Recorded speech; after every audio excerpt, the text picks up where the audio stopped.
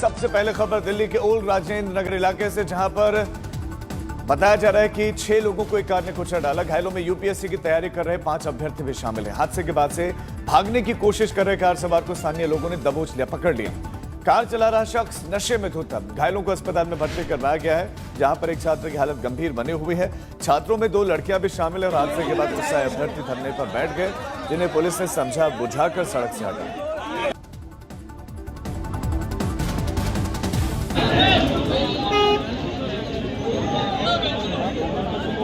6 लोगों को कुचला गया, जिसमें 5 यूपीएससी के अभ्यर्थी बताया जा रहा है। इसके बाद से लोगों का गुस्सा कुछ इस तरह से फूटा, लोग बड़ी संख्या में सड़कों पर एकत्रित हो गए। उसके बाद नारेबाजी की गई, पुलिस भी मौके पर पहुंचे, प्रदर्शन कर रहे लोगों को समझाया गया।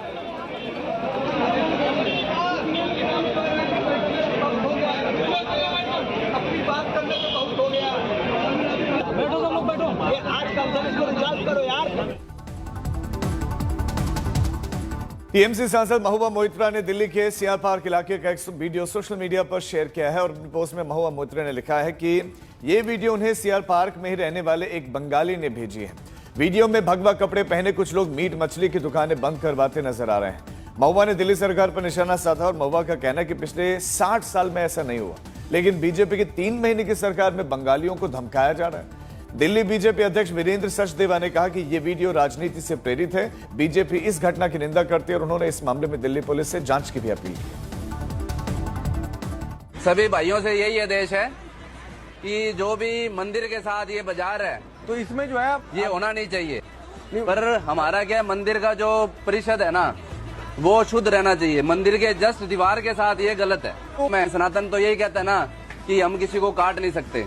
आप कहने वाली बात हो जाती है कि देवी को मीट चढ़ता है, वो एक मनगढ़ंत बातें हैं जो शास्त्रों में अभी तक कोई प्रूफ में नहीं है। जो मान रहा है, पर मंदिर के साथ जो चीज हो रही है ना, वो कहीं ना कहीं हमें सभी सनातनियों को ठेस पहुंचा रही है। कहते हैं इस बात में दिक्कत है तो मुझे बताओ। डीडीए की भी चूड़ियां कसी जाएगी, डीडीए कोई ऐसे भाग नहीं सकता।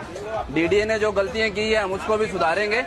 और मंदिर की मर्यादा सिर्फ हम नहीं देख रहे भाई, आप नहीं देख रहे, पूरा हिंदुस्तान। जब पूरा देखो, सीआर पार्क बहुत पॉश एरिया है, यहाँ पे फॉरेनर्स भी आते हैं। वो हमारी भावनाएं आहत हुई हमें देख करके ये चीज कि भाई इस प्रकार से जो है बिल्कुल दीवार से लगते हुए आप जो है जीव हत्या कर रहे हैं हनुमान जी का मंदिर होते हुए।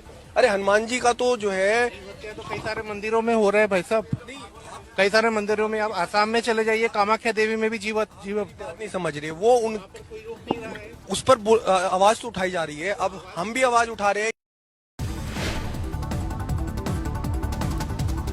पश्चिम बंगाल के मुर्शिदाबाद में कल भड़के हिंसा के बाद से पुलिस का पहरा सख्त है। इंटरनेट सेवाएं बंद कर दी गई है। रघुनाथगंज और सूती इलाके में धारा 163 लागू की गई है। इसके साथ साथ लोगों के एकत्रित होने पर पाबंदी है। मुर्शिदाबाद में वक्फ बिल के खिलाफ नेशनल हाईवे के पास में विरोध प्रदर्शन किया गया। एक प्रदर्शनकारी की मौत की अफवाह के बाद हिंसा भड़क गई और प्रदर्शनकारियों ने पुलिस पर ही हमला कर दिया।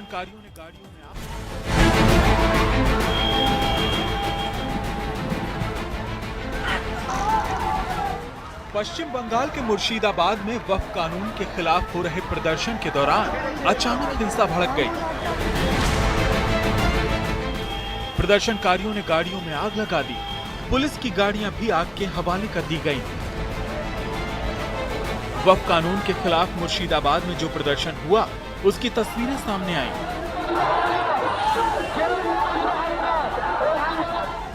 हजारों लोग वक्फ कानून का विरोध करते सड़क पर जाते दिख रहे हैं।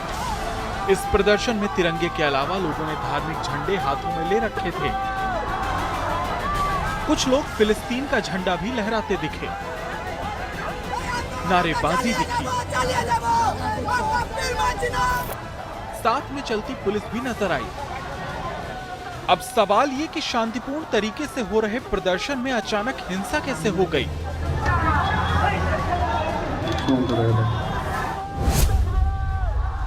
पुलिस के मुताबिक नेशनल हाईवे के पास जब प्रदर्शन शुरू हुआ और सड़क जाम करने की कोशिश की गई तो पुलिस ने रोकने के लिए बल प्रयोग किया। इसी दौरान एक प्रदर्शनकारी गिर गया और अफवाह उड़ी कि उसकी मौत हो गई है। इस अफवाह के बाद हिंसा भड़की और उपद्रवियों ने पुलिस पर हमला कर दिया। पुलिस पर पथराव किया और 2 जिप्सियों में तोड़फोड़ के बाद आग लगा दी। पुलिस सूत्रों के मुताबिक पीडब्ल्यूडी ग्राउंड में कई संगठनों ने मिलकर प्रदर्शन का ऐलान किया था। इसी दौरान शहर में जगह जगह रामनवमी यात्रा निकाली जा रही थी, जिसकी वजह से मौके पर पुलिसकर्मियों की संख्या कुछ कम थी। हिंसा भड़कने के बाद जब हालात बेकाबू हो गए तो अन्य जगहों से पुलिस फोर्स बुलानी पड़ी, लाठीचार्ज किया गया, आंसू गैस के गोले छोड़े गए और कई घंटों बाद हालात काबू में आए। फिलहाल मुर्शिदाबाद के रघुनाथगंज और सूती इलाके में धारा 163 लागू की गई है और इंटरनेट भी बंद कर दिया गया है। मुर्शिदाबाद से अनुपम मिश्रा, आज तक ब्यूरो।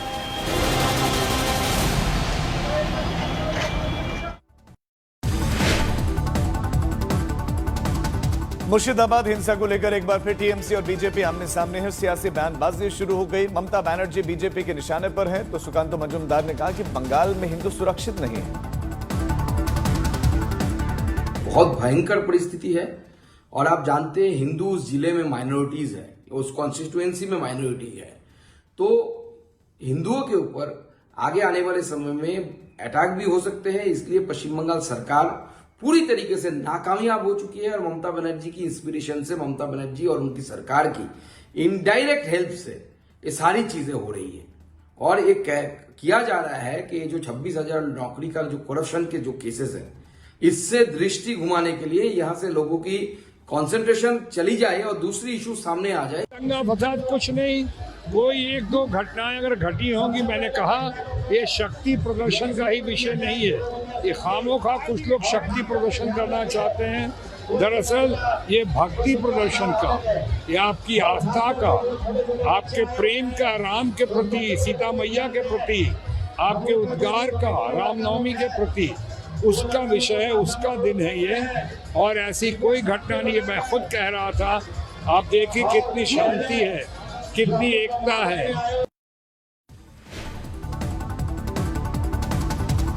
संविधान को लेकर राहुल गांधी के बयान पर भी सियासी भूचाल आ गया है। बिहार के कार्यक्रम के दौरान राहुल गांधी ने दावा किया था कि संविधान हजारों साल पुराना है। राहुल ने कहा कि लोग उन्हें बताते हैं कि संविधान 1947 में लिखा गया। राहुल के इस बयान के बाद से बीजेपी नेता एक एक करके अपने तरकश से तीर छोड़ रहे हैं, निशाने पर ले रहे हैं। बीजेपी कह रहे हैं कि राहुल अपने ज्ञान से देश को हमेशा हैरान कर देते हैं। तो लोग मुझे कहते हैं कि ये संविधान 1947 में लिखा गया था, और मैं उनसे कहता हूं नहीं, यह संविधान हजारों साल पुराना है।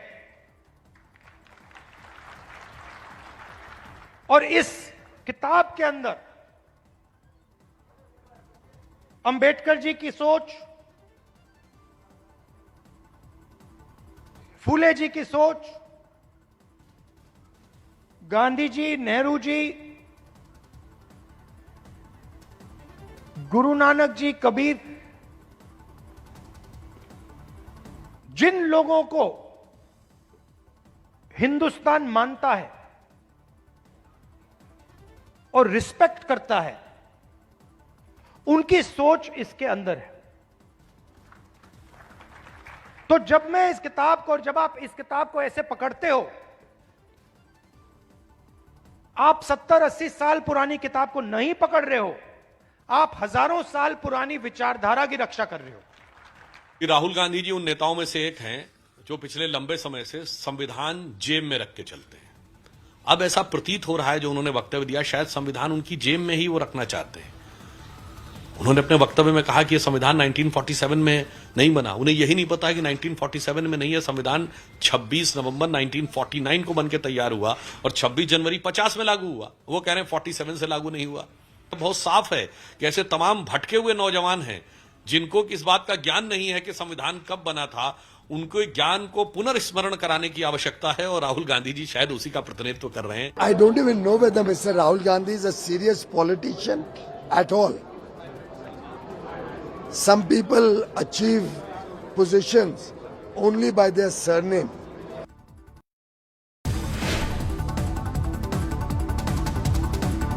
अभिनेत्री से नेता बनी कंगना रनौत का भी एक बयान अब आपको सुनाते हैं। कंगना रनौत अक्सर प्रधानमंत्री नरेंद्र मोदी की तारीफों के पुल बांधते नजर आते हैं और एक बार फिर उन्होंने प्रधानमंत्री मोदी की तारीफ की। पीएम मोदी पर दिए गए बयान को लेकर वो सोशल मीडिया पर छा गए हैं, ट्रोल भी हो रही हैं। हिमाचल प्रदेश के मंडी के कार्यक्रम के दौरान प्रधानमंत्री नरेंद्र मोदी के पास दिव्य शक्तियां हैं, ये कहा। और जब वो संसद में आते हैं तो इसका एहसास होता है उन्होंने। घर बनाने खातर भी जो कुछ ना कुछ एक आशीर्वाद चाहिए हुआ भगवान जहाँ छोटा जा मंदिर भी अपने कुलदेवी भी बनाना ता भी उसको भी भगवान चुनते हैं, उस इंसान को भगवान चुनता है कि भाई मेरा मंदिर यही बनाएगा। तो जो राम मंदिर कितने सदियों से वो बनना चाह रहा था राम मंदिर, लेकिन श्री राम ने भी उनको चुना कि मेरा मंदिर ये ही बनाएगा और मोदी जी ने ही उनका मंदिर बनाया।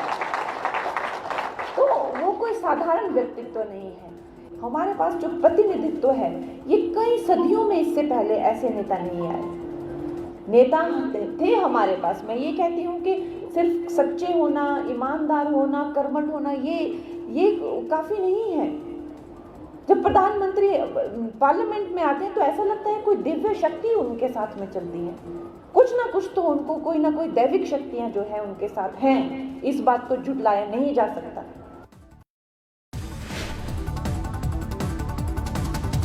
अमेरिकी राष्ट्रपति डोनाल्ड ट्रंप ने चीन के खिलाफ टैरिफ वॉर को अगले लेवल पर पहुंचा दिया है। व्हाइट हाउस ने चीन से आयातित वस्तुओं पर 104% तक अतिरिक्त टैरिफ वसूलने का ऐलान किया है। नई दरें रात से ही लागू भी हो गई हैं और ट्रंप ने यह कदम चीन द्वारा अमेरिकी सामानों पर लगाए गए 34% जवाबी शुल्क को हटाने से इनकार करने पर उठाया है। व्हाइट हाउस की प्रेस सेक्रेटरी कैरोलाइन लेविट ने कहा है कि जब अमेरिका पर कोई वार करता है तो राष्ट्रपति ट्रंप और जोर से पलटवार करते हैं। चीन ने भी आक्रामक रुख अपनाया है, अमेरिकी टैरिफ को ब्लैकमेल बताते हुए कहा कि वो अंत तक लड़ाई लड़ने को तैयार है। He believes that China wants to make a deal with the United States. He believes China has to make a deal with the United States. It was a mistake for China to retaliate. The president, when America is punched, he punches back harder. That's why there will be 104% tariffs going into effect on China tonight at midnight. But the president believes that she and China want to make a deal. They just don't know how to get that started. Tariff की वजह से global trade war को लेकर दुनिया भर में आर्थिक उथल पुथल मची हुई है। शेयर मार्केट में भारी उठापटक देखने को मिल रही है। ऐसे में पूरा फोकस अब आरबीआई की मॉनेटरी पॉलिसी की कमेटी की बैठक पर है। 2 दिन चली बैठक में लिए गए फैसलों का आज ऐलान होने वाला और माना जा रहा है कि रेपो रेट में 0.25 कटौती की जा सकती है, यानी कि आने वाले दिनों में लोन सस्ते हो सकते हैं, ईएमआई का बोझ भी कम हो सकता है। मुद्रास्फीति में कमी, कच्चे तेल की कीमतों में गिरावट और अमेरिकी बॉन्ड यील्ड में गिरावट की वजह से रेपो रेट में कटौती का अनुमान लगाया जा रहा है। बैंक ऑफ अमेरिका ने भी रेपो रेट में कमी की संभावना जताई है। इससे निवेशकों को बड़ी राहत की उम्मीद है।